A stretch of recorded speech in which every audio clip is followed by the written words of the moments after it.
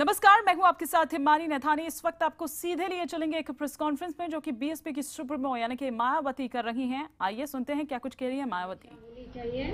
और इसकी समीक्षा गैर राजनीतिक समिति द्वारा की जानी चाहिए, जबकि देश में घोर जातिवादी शोषण के विरुद्ध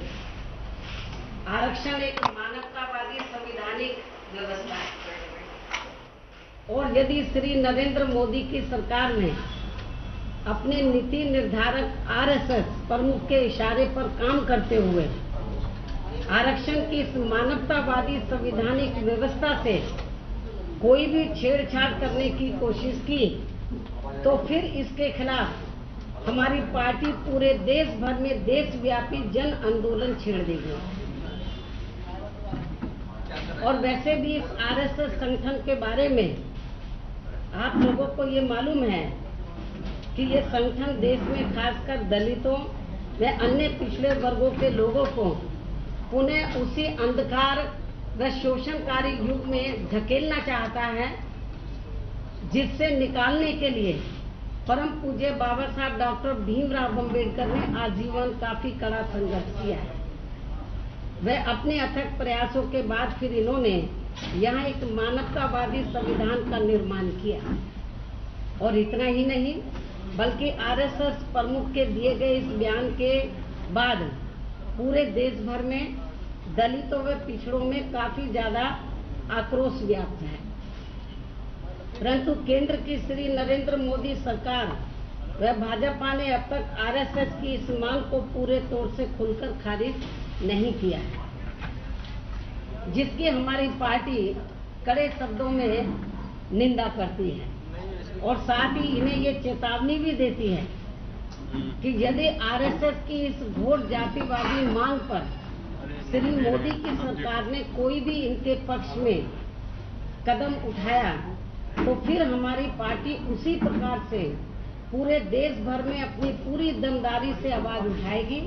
जैसा कि श्री अटल बिहारी वाजपेयी के शासनकाल में संविधान समीक्षा की आड़ में आरक्षण की सुविधा को समाप्त करने का प्रयास करने के खिलाफ उठाया था। और अंत में फिर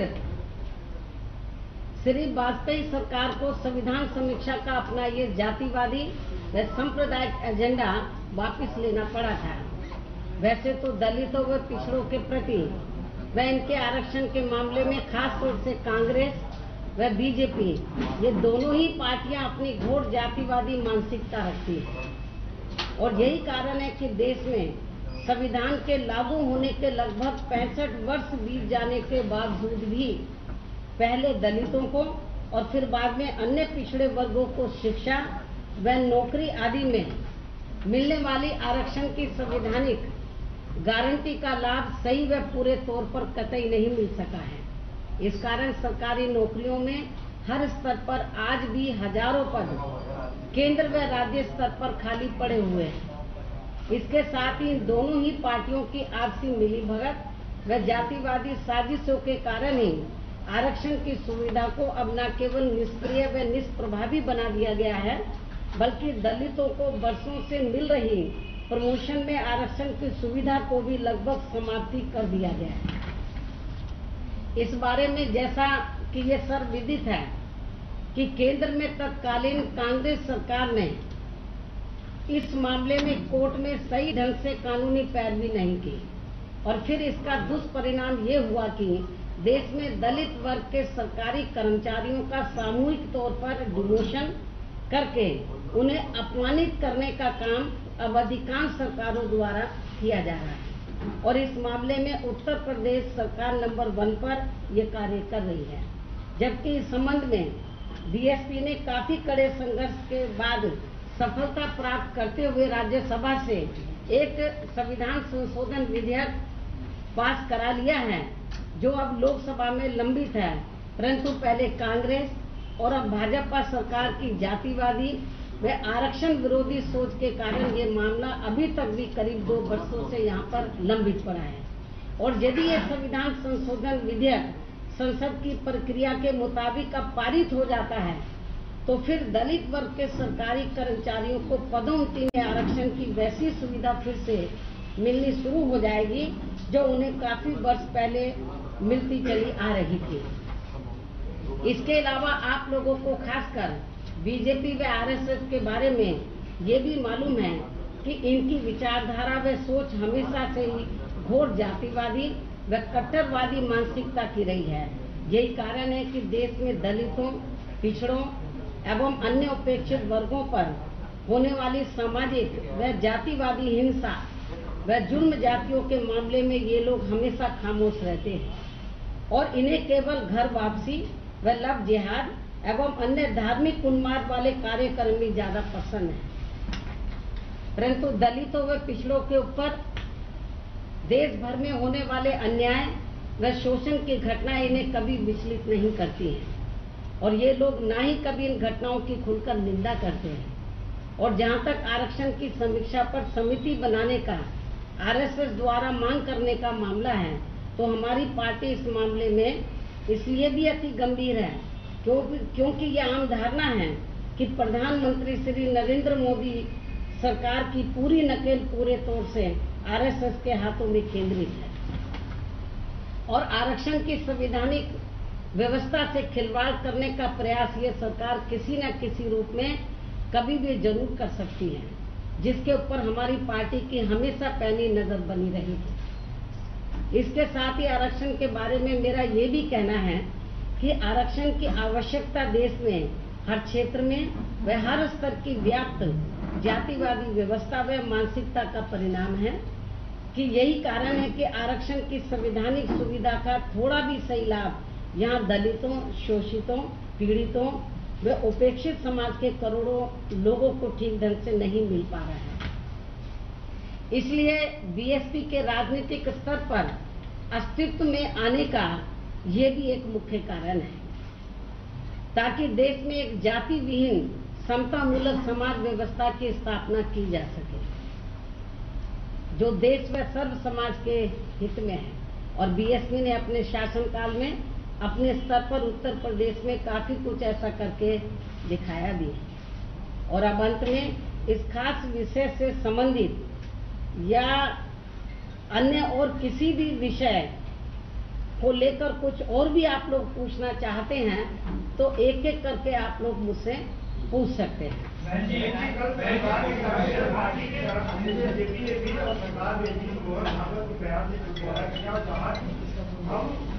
आरक्षण के पक्ष में है और जो विचार उन्होंने व्यक्त किया उसका हम समर्थन नहीं करते, तो और आपको क्या उम्मीद करते हैं? इनको जो आरक्षण में जो भी इसको प्रभावी बनाने के लिए कमियां हैं तो उसको दूर करना चाहिए। पदोन्नति में जो आरक्षण का मामला जो पेंडिंग में पड़ा है उसको पास कराना चाहिए। यदि ये सब नहीं कराते हैं और जो इनका रिजर्वेशन कोटा अधूरा पड़ा है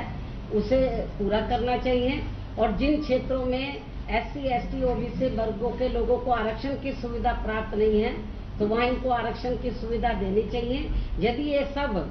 केंद्र में बीजेपी की सरकार नहीं करती है तो ये सब इनका ड्रामा ही है इसके पीछे। तो यहाँ आप बीएसपी सुप्रीमो मायावती को सुन रहे थे, प्रेस कॉन्फ्रेंस उनकी जिस पर वो बोल रही थी मोहन भागवत के आरक्षण पर दिए गए जो बयान है उस पर यहाँ बोल रही थी। उन्होंने कहा कि बीजेपी की जो विचारधारा है वो एकदम कट्टरवादी है और साथ ही साथ बीजेपी पर यह भी आरोप लगाया कि वो आरएसएस के इशारों पर काम करती है। आरक्षण के लिए उन्होंने कहा कि किसी तरह का कोई बदलाव स्वीकार नहीं है इसमें। अगर इसकी नीति बदली गई तो देश भर में आवाज उठाई जाएगी। आरक्षण एक संवैधानिक व्यवस्था है और यह व्यवस्था नहीं बदली जानी चाहिए, ये नीति नहीं बदली जानी चाहिए। अगर ये नीति बदलती है तो देश भर में आवाज उठाई जाएगी। भागवत के बयान से दलितों को दुख पहुंचा है, दलित नाराज हैं भागवत के बयान से।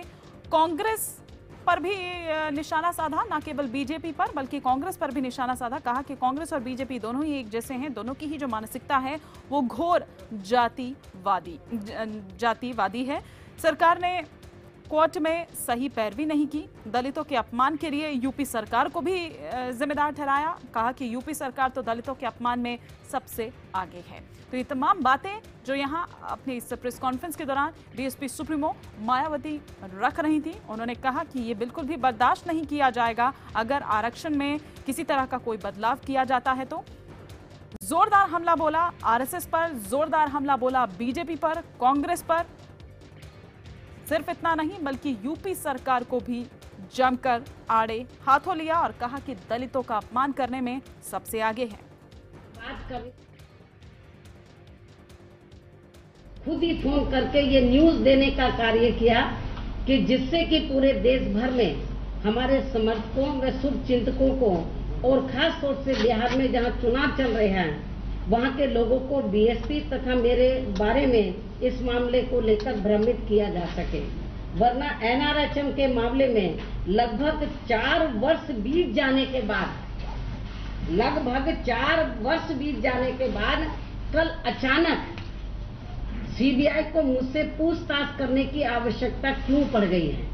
इसी प्रकार आज से लगभग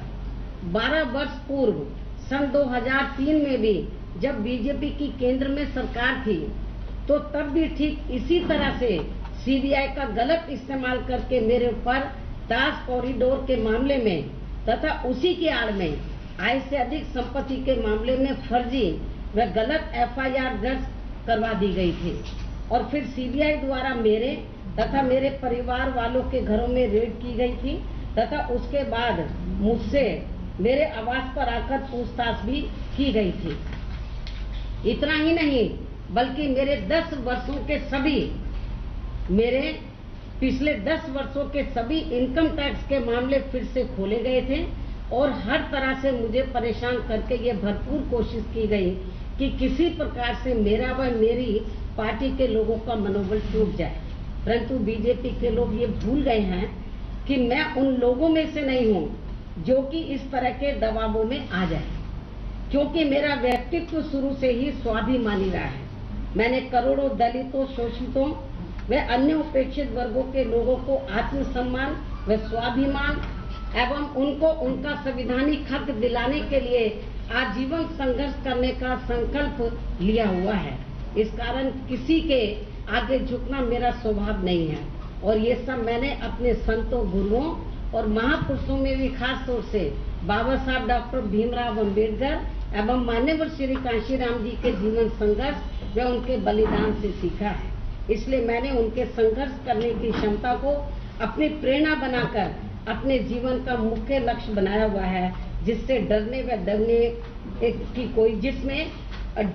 डरने की कोई गुंजाइश नहीं है। इसके साथ ही आप लोगों को ये भी मालूम है कि ताज कॉरिडोर तथा आय से अधिक संपत्ति के मामले में और इनकम टैक्स के सभी मामलों में हर एजेंसी ने पूरी कोशिश कर ली थी कि किसी तरह से वो मुझको फंसा सके और बदनाम कर सके, पर अंत में इन सभी मामलों में मुझे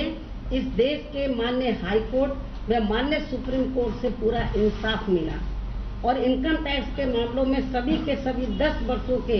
पुनः छानबीन करने के बाद भी हर न्यायालय में ये बात साबित हुई कि मेरे विरुद्ध 1 रुपए की भी गड़बड़ी नहीं पाई गई है। इसी प्रकार से ताज कॉरिडोर के मामले में माननीय उच्च न्यायालय ने लगभग 10 PIL को खारिज करते हुए कहा कि ताज कॉरिडोर प्रकरण से मेरा कुछ भी लेना देना नहीं है तथा इस मामले की फाइल मेरे समक्ष कभी नहीं रखी गई। ठीक इसी प्रकार से आय से अधिक संपत्ति के मामले में भी माननीय सुप्रीम कोर्ट ने मुझे न्याय दिया और सीबीआई की FIR को खारिज करते हुए कहा कि सीबीआई ने अपने अधिकारों का खुला दुरुपयोग करते हुए ये FIR दर्ज की थी। माननीय सुप्रीम कोर्ट के इस निर्णय के विरुद्ध फिर रिव्यू पेटिशन भी माननीय सुप्रीम कोर्ट द्वारा खारिज कर दी गई थी और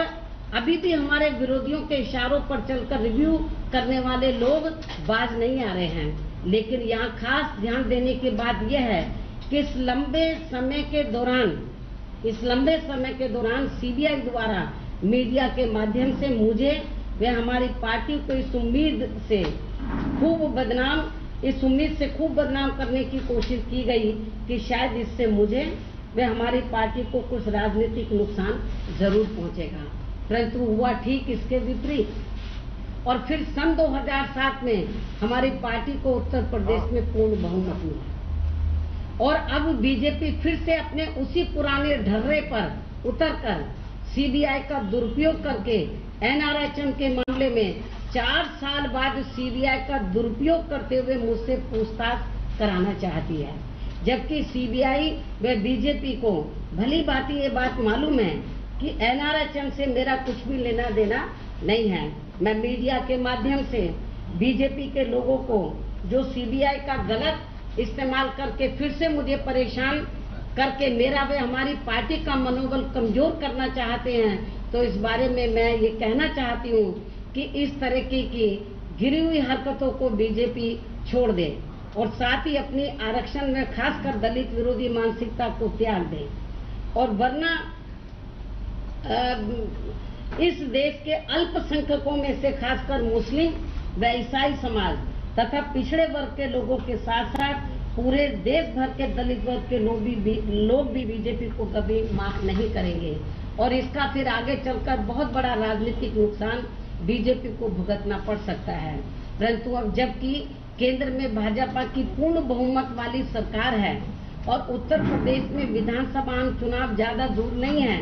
तो एक बार फिर से बीजेपी द्वारा सीबीआई के दुरुपयोग का गंदा खेल मेरे खिलाफ खेलने का प्रयास किया जा रहा है। लेकिन उन्हें ये याद रखना चाहिए, दुर्भावना व राजनीतिक द्वेष के कारण सीबीआई का दुरुपयोग उन्हें एक बार महंगा पड़ चुका है और अब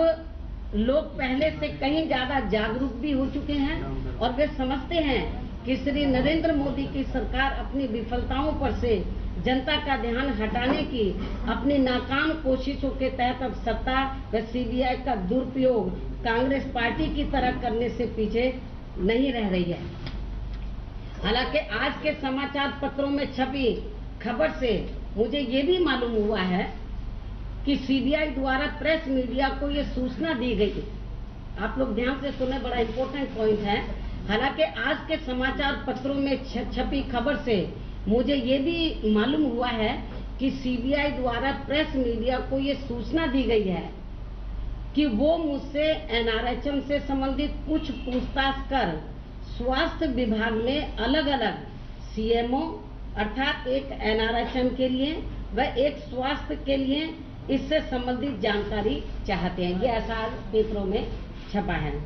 बिहार चुनाव के ठीक पहले और जल्द ही उत्तर प्रदेश में भी चुनाव होने वाले हैं। ऐसे समय पर इस तरह की पूछताछ सीबीआई द्वारा करना और पूछताछ से संबंधित जानकारी स्वयं सीबीआई द्वारा पूरे मीडिया को सूचित करना, ये साफ दर्शाता है कि ये मामला कुछ राजनीति से प्रेरित लगता है। क्योंकि जहां तक एनआरएचएम का मामला है, क्योंकि जहां तक एनआरएचएम का सवाल है वह परिवार कल्याण मंत्रालय के अंतर्गत आता है और हमारी याददाश्त के अनुसार और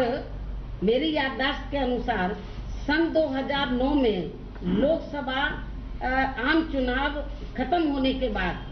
श्री बाबू सिंह कुशवाहा को परिवार कल्याण मंत्रालय के मंत्री पद का कार्यभार सौंपा गया था और जहां तक सीएमओ के विभाजन का निर्णय है वह कई महीनों के बाद सन 2010 में लिया गया था और ये निर्णय विभागीय मंत्री द्वारा मामले को तत्कालीन कैबिनेट सेक्रेटरी व न्याय विभाग के माध्यम से पूर्ण कैबिनेट के समक्ष रखा गया था तथा और इसी पर हम और विस्तार से बात करेंगे। आपको बता दें कि एनआरएचएम घोटाले पर यहां मायावती बोली और काफी ज्यादा आरोप भी यहां पर लगाए और इसे एक साजिश करार दिया। चूंकि बिहार में अब चुनाव हैं और यूपी में जब आगे चुनाव होंगे तो उसे कहीं ना कहीं देखते हुए अब जानबूझकर इस तरह का जो कदम है वो उठाया जा रहा है। लेकिन मैं किसी से डरने वाली नहीं हूं, मैं पूछताछ के लिए तैयार हूं। बदनाम करने की साजिश, तमाम तरह के जो आरोप है वो लगाए गए हैं। हमारे सहयोगी शलभ मणि त्रिपाठी इस वक्त और विस्तार से जानकारी के साथ हमारे साथ जुड़ चुके हैं। शलभ, क्या देख रहे हैं आप इसका? बोलो आप। अब लपेटे में तो आ चुकी हैं सीबीआई के, पूछताछ भी अब होगी, लेकिन ये एक सफाई कैसे देखें?